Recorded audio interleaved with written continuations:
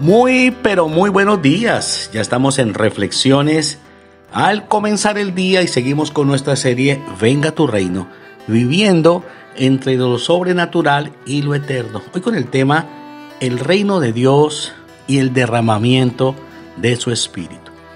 Desde los tiempos del profeta Joel, el Señor había dicho: y en los postreros días derramaré de mi espíritu sobre toda carne. Y vuestros hijos y vuestras hijas profetizarán, y vuestros ancianos soñarán sueños. Y de cierto sobre mis siervos y sobre mis siervas derramaré de mi espíritu, y profetizarán. Y daré prodigios arriba del cielo y señales abajo en la tierra. Un acontecimiento único, irrepetible y sobrenatural en la historia de la humanidad fue el derramamiento del Espíritu Santo sobre los discípulos en el día de Pentecostés, celebración por la cual es recordado y reconocido aquel acontecimiento majestuoso y sublime, en el cual el reino de Dios se manifestó aquí en la tierra, con la llegada de la tercera persona de la Trinidad, la Iglesia, el Espíritu Santo.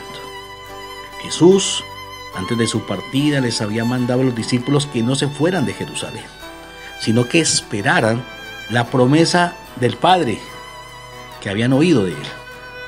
Porque Juan ciertamente bautizó en agua, mas ellos serían bautizados con el Espíritu Santo dentro de no muchos días.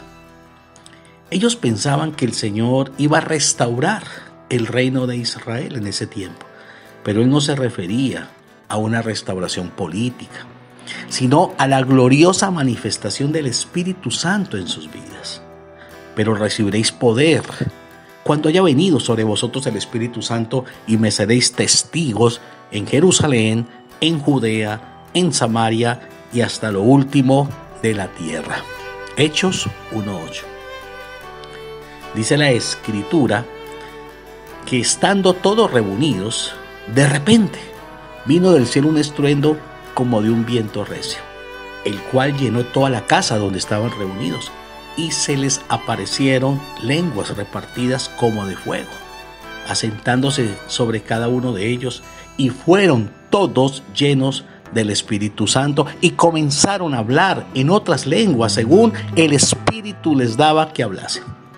Oraban entonces en Jerusalén judíos, varones piadosos de todas las naciones del cielo.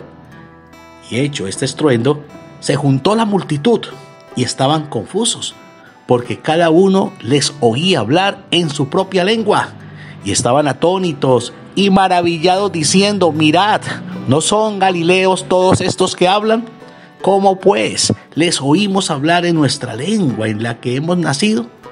Partos, medos, elamitas, y los que habitamos en Mesopotamia, en Judea, en Capadocia, en el Ponto y en Asia, en Frigia y en Panfilia, en Egipto y en las regiones de África, más allá de Cirene, y romanos aquí residentes, como judíos prosélitos, cretenses y árabes. Les oímos hablar en nuestras lenguas las maravillas de Dios. Estaban atónitos y perplejos, diciéndose unos a otros: ¿qué quiere decir esto? Mas otros, burlándose, decían: están llenos de mosto. Hechos 2, del 2 al 13. Un acontecimiento único, solo digno de la grandeza sublime del Dios eterno, quien derramó su espíritu, no de su espíritu, sino al Espíritu Santo sobre los discípulos que representaban la iglesia primitiva, la primera comunidad cristiana.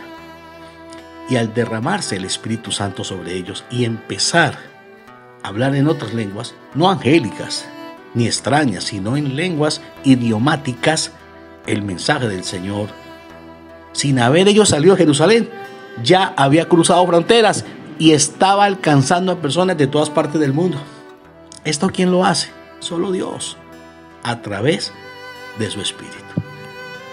El reino de Dios se manifestó en el día de Pentecostés, cumpliéndose la profecía y la promesa dada por Dios desde los tiempos de Joel y a través de los profetas. ¿Qué efecto causa en las personas cuando el reino de Dios se manifiesta?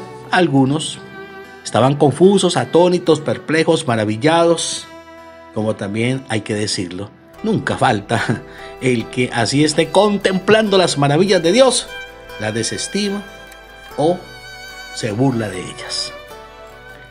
La predicación no se fundamenta en la capacidad de las personas, en una oratoria elocuente o en una habilidad comunicativa excepcional, sino en la competencia que da Dios Padre a sus hijos y les hace competentes por la obra del Espíritu Santo en ellos. Como se lo preguntaban aquellas personas viendo y oyendo a los discípulos del Señor hablar en sus propias lenguas las maravillas de Dios. Uno de los errores en los que ha caído la iglesia moderna es acudir a las estrategias y recursos tecnológicos que ofrece la modernidad para llegar a multitudes, dejando en un segundo plano al Espíritu Santo. No podemos olvidar lo dicho por el profeta: no es con espadas ni con ejércitos, es con su Santo Espíritu. Nadie puede llevar de manera efectiva el mensaje de Jesús al mundo a menos que lo haga en sociedad, en comunión con el Espíritu Santo. Así lo entendió Pablo cuando estuvo en Atenas, en la capital del intelectualismo.